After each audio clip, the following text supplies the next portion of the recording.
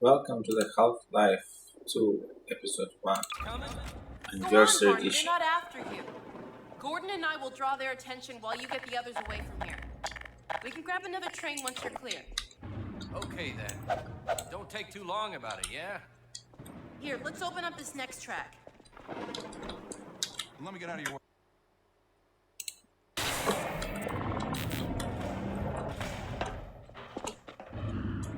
We needed a train station, but we didn't want something that was too similar to the one in Half-Life 2. We decided Bye, to give Barney. this station a more Good luck. industrial look, to make it a place where trains were repaired and freight was offloaded. We included some Combine elements to help explain why the Strider can't fire through the various strategic barricades required by the game design.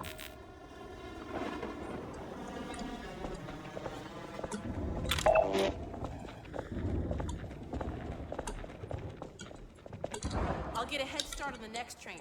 No We time separate to Alex lose. from the player here to make the Strider battle a more intimate combat experience. While we generally want Alex to be useful to the player, bosses tend to require a specific combat style to beat, and we found that it usually doesn't make gameplay for him. Plus, boss battles give the players a big hero mode, having too much help to reach a sense of individual accomplishment. Alex more or less sits out all of our boss mechanics.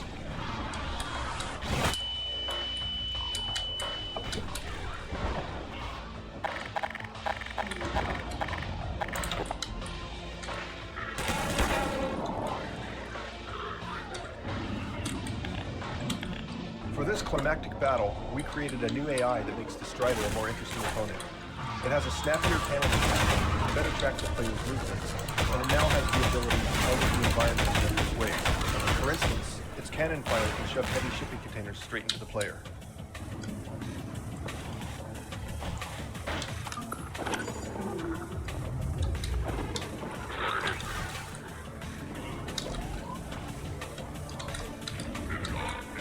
This shipping container used to be accessible only after the player destroyed a padlock. Given the amount of stress during this part of the game, even a simple puzzle, in this case, destroying a lock, would be completely missed by the player. In the end, we felt like the arena we had built for the player to fight the Strider was fun enough without this added element, so we removed it.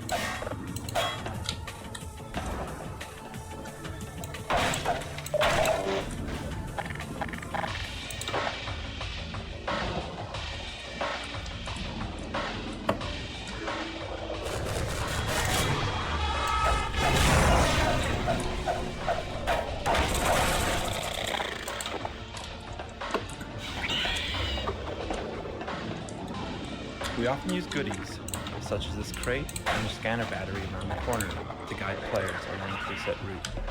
We want players to hit their marks during the battle without drawing attention to the fact that they're being subtly manipulated to complete their path.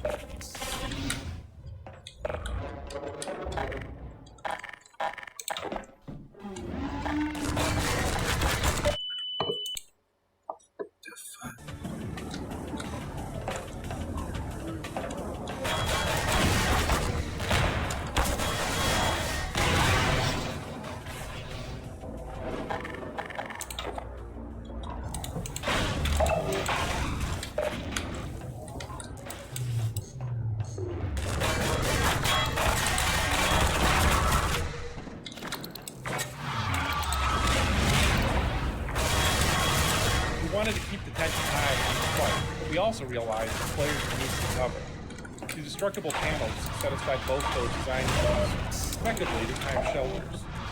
Players can hide behind the panels, but the Strider will target them until they're destroyed. This gives the players brief periods of safety, during which they can plan the next move.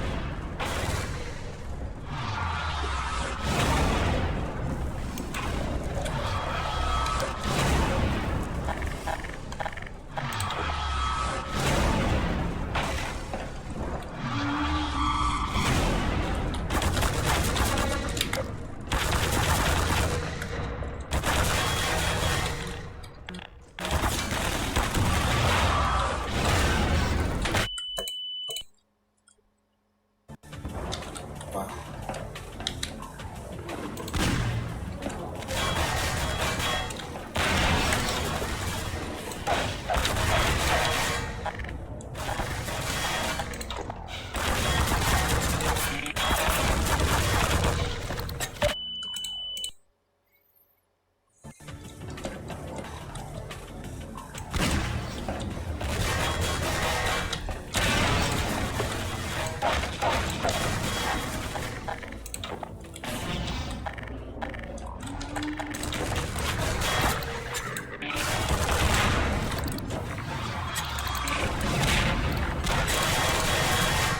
We wanted to keep the tension high in this fight, but we also realized that players would need some cover.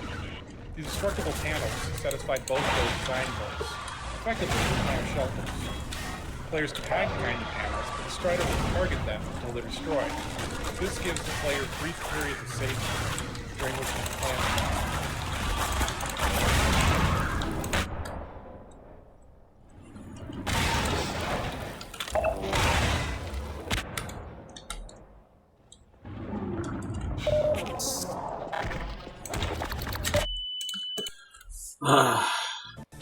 Wow. I didn't know what's going on.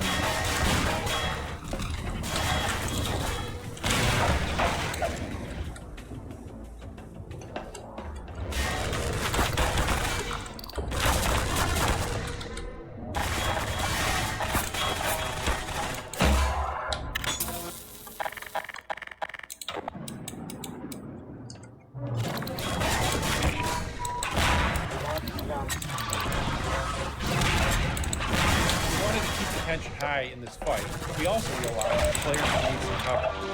These destructible panels satisfied both those design goals, effectively the time shelters.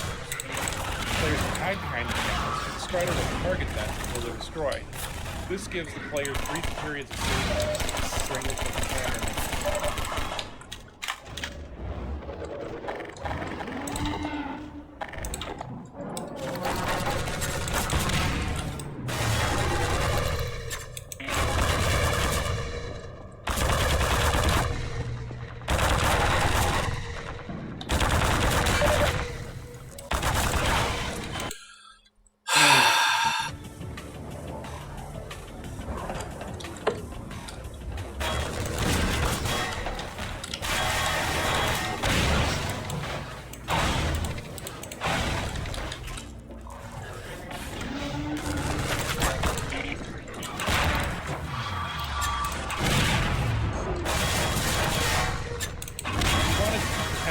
In this fight, we also realized that players would need some cover. These destructible panels satisfy both those design goals, effectively the time shelters.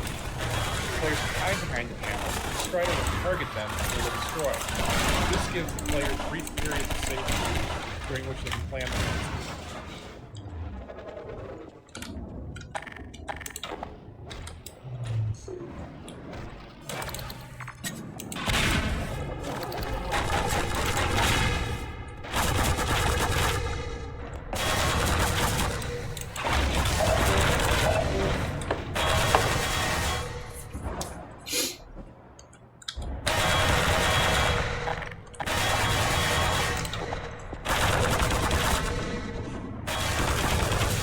We noticed during playtesting that players were often too afraid of the Strider's weapons to stand in front of it and fire rockets. This was kind of a problem because rockets are virtually the only way to kill the Strider. To help players, we modified the Strider's AI so that a player launched rockets will significantly delay the start of the battle. This battle of reflexes lets players guide their movement with safety, as long as they get them shot off before the strider does.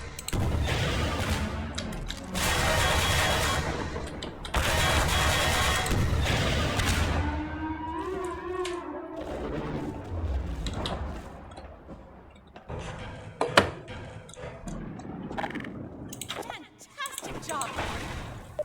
Oh, you're my new hero. Oh, I don't believe it. I think we're actually gonna make it out of here. Quick now, let's get the train moving. Jump Along on, with Gordon, Vistas, I'm right behind positive you. feedback from Alex is one of our primary means of rewarding players. In this case, Alex's excitement over the Strider's destruction adds a sense of closure to the battle, and gives players the satisfaction that someone witnessed and appreciated their heroics. The train the player rides out of City 17 had two major design goals. It had to visually connect the end of Episode 1 to the beginning of Episode 2, and it also needed to address the functional gameplay requirements of the second episode. Using reference material we collected on European train cars from the 1980s, we built a basic version of the train that level designers could test. Once we got the thumbs up from them, we added textures and lots of little details. The result is basically a caboose, combined with rounder, more streamlined elements from a passenger car.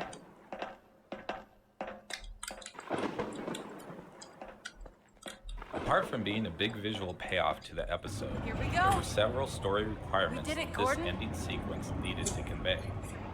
It had to make it very clear that the Citadel was destroyed. Chupa The chups. Citadel Here we go. pods had escaped, We did it, and it Gordon. needed to Liquid. imply that the data transmission beam was streaming out of the ruins. We discovered that Alex had to be mostly silent during the scene, or else players tended to look at her instead of all the chaos around them.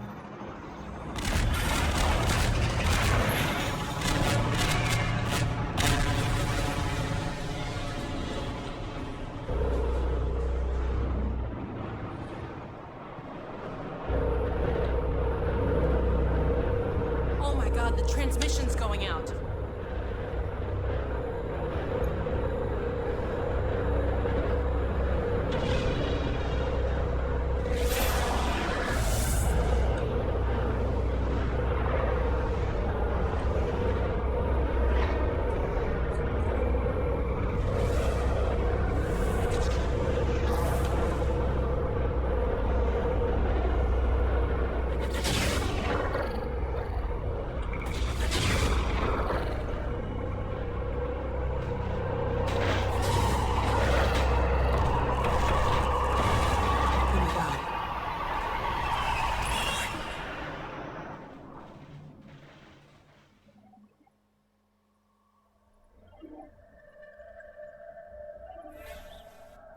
And it was episode 1.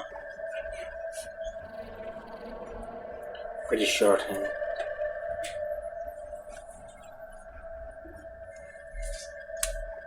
So let's continue.